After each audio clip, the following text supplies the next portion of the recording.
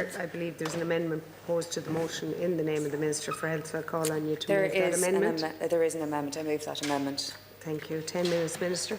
Okay, and I welcome the opportunity to address the issues in this House raised by the deputies tabling the motion. I do, however, wish that we could have this debate following the publication of the report. So the reason that the report hasn't been published is because it hasn't been finished, it hasn't been given to me. So it is not a question of government acting in silence. There is an audit being done, a clinical audit being done. It hasn't been completed. There is a due process involved in relation to its completion. That has not finished. Therefore, it is not finished. It has not been given to me. I cannot publish it. I have committed to publishing it. So just in relation to the remarks of the previous deputy, alluding to a silence or a cover-up, it's just factually wrong, and I have to say that. I do, however, wish that we could just debate the issues, and that would be better enabled, I suggest, when the report is published, and I'm very happy to do that when the report is published. Because the report isn't published, and because the motion is constructed based on reports in a media outlet that I can't verify, that I can't stand over, that may be correct, may not be correct, but nobody on that side of the House knows the answer to that either.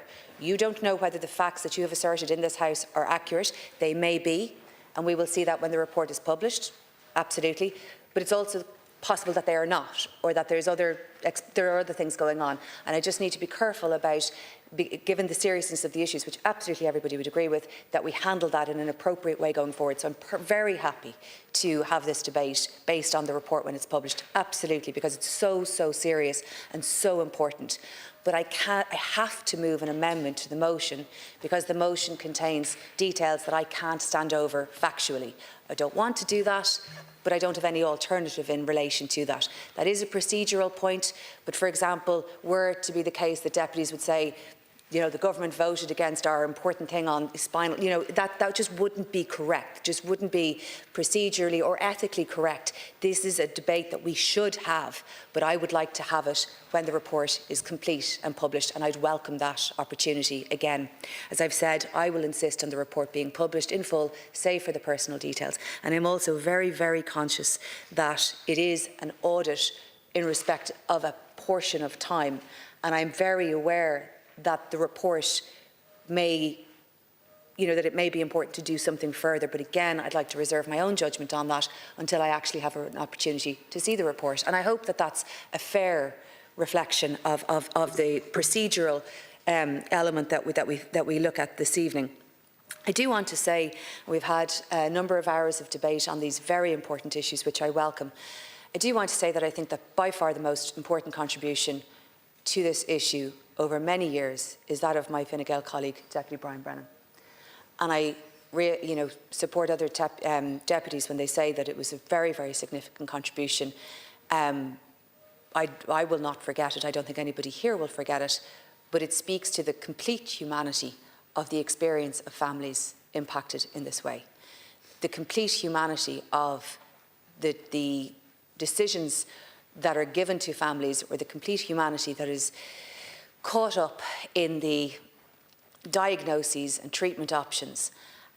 I have had a child that had an emergency surgery in Crumlin that was completely appropriate and done on a Sunday morning at 10 o'clock, having been diagnosed at 7 o'clock. Completely appropriate. And in the previous debate, we talked about 3 categories. The correct response, absolutely correct. But to have a situation, as Deputy Brennan has expressed here this evening, of being given a diagnosis that is, as deputies have described, letters that have come into them that has been either a wrong diagnosis, or a treatment option that was incorrect, or a treatment option that was unnecessary, or a treatment option that was excessive on the bodies of small children for any reason. There's nobody here that could possibly stand over it. And it is so important that we get the correct information coming from this audit, and that we then reflect on the report that has been completed and make our next decisions together about what is next and what is appropriate. But all of this is driven by genuine horror by us all, epitomised by Deputy Brennan's contribution on his own personal experience of this. And we absolutely share this. So I will 100% debate this report with you once I receive it. but I haven't received it. It's not as though it's in my handbag, nor is it the NIAGAM report either. I haven't received them. But when I receive them, in the same way as the HICWA report, we must debate these things. We will debate them again. And then we will also debate the different structural, recruitment, all of the different challenges that we all face together in trying to improve these different services, and that, Minister, I'm very clearly responsible for. I want to recognise that the sequence of this, to my mind, is not where you would want it to be. We have a clinical audit. The fact of the clinical audit was public since last June, July. But of course it's necessarily selective, and it's necessarily anonymised because it is a clinical audit. So obviously, the best way for this to happen would be that the audit would be received, people would be contacted, there would be a natural sequence to these things, and that it would be appropriate. Because I agree, families receiving letters in the post saying you might be impacted by something is just so worrying. I mean, you go to the post, you get your post, and you get your bills, and you get something from the Revenue, you get a letter like that about a surgery that your child had 5 or 6 years ago. It is so, so worrying. But I think those letters were sent in response to the fact that this issue came into the public domain, and I always respect the work of journalists, of course, but came into the public domain earlier, prematurely earlier, but earlier than I could control, because it was, because it's not a report that has been completed or given to me. So as a response to that, letters were sent to parents whose families were in this process where surgeries had occurred.